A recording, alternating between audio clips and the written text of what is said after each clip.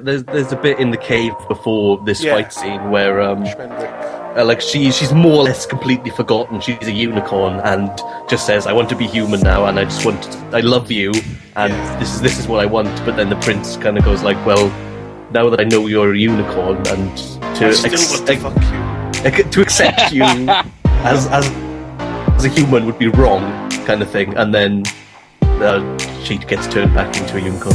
I also think it's his way of politely saying, I know you're a human now, but you were a type of horse, and I don't have sex with you now. Well, I think, Abby, when you and I were watching it, we found it very creepy when he was trying to seduce her as well. We were like, oh, this is not right, mate. This is leading to bestiality. You know, this is a grey area. We felt like there was an uncomfortable tension to a man, because we're all in it. We know she's a unicorn, so we're like, look, mate, you don't want none of that.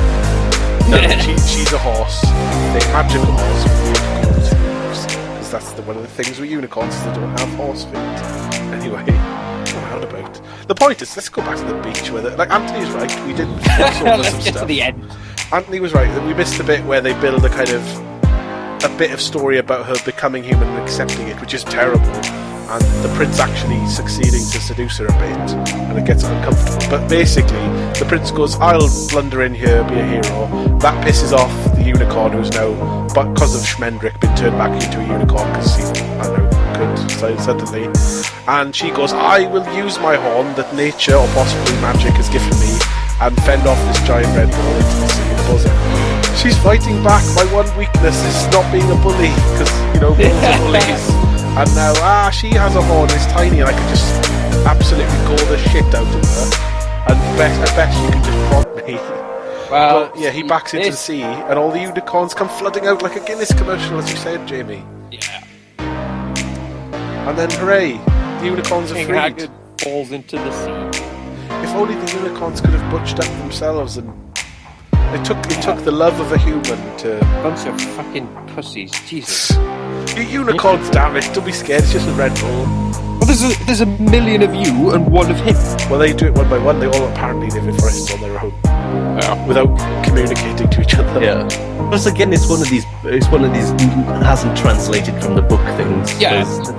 They're immortal creatures who don't have feelings, essentially, and do not experience emotions, so they have no drive to not be hooded into the sea. It's the story of the entire film, isn't it? It's an adaptation that has not translated the point of the book very well at all. Yeah, it's true. Like a week ago, before I've only even read half of the book, and a week ago this would have been a very different podcast from my kind of perspective. Because for what it would have been was here's an oddity with some really weird moments, some really kind of poignant moments, and even though it's all a bit crap, like those moments those kind of gems in a sea of shit are kind of worth it. But like now that I've read the book, I see that it wasn't gems in a sea of shit, it was gems in a sea of gems that they've converted into a sea of shit. Speaking of seas of shit, the one thing I thought was weird, the Red Bull is occasionally rounding up other unicorns. Why can't those unicorns run free then? Because the bull isn't guarding all of the sea. Isn't there another course they can escape into? Like, I don't know how do unicorns manifest in the sea? Are there some unicorns that maybe stayed behind after the escape and became narwhals? Is that perhaps their story?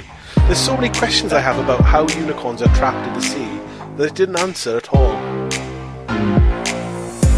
I just don't get it. Why is the sea so difficult to leave? Get a lifeguard, that's all they needed.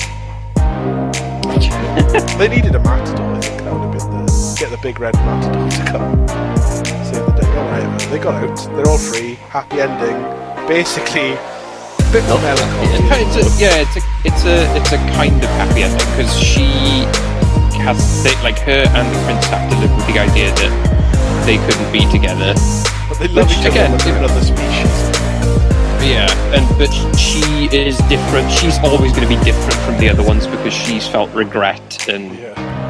She's the one-off unicorn who can have apathy and emotions. Yeah, she's the one non-autistic unicorn. Yeah, all the other unicorns are kind of horrible because they don't feel love. Yeah. They're just Like, neutral magic things. Yeah, so why at this point now I'm like, well, why do I give a shit about the unicorns then? They don't give a shit about anything else. They're just cold-hearted, mythical beasts. But I don't know, it's like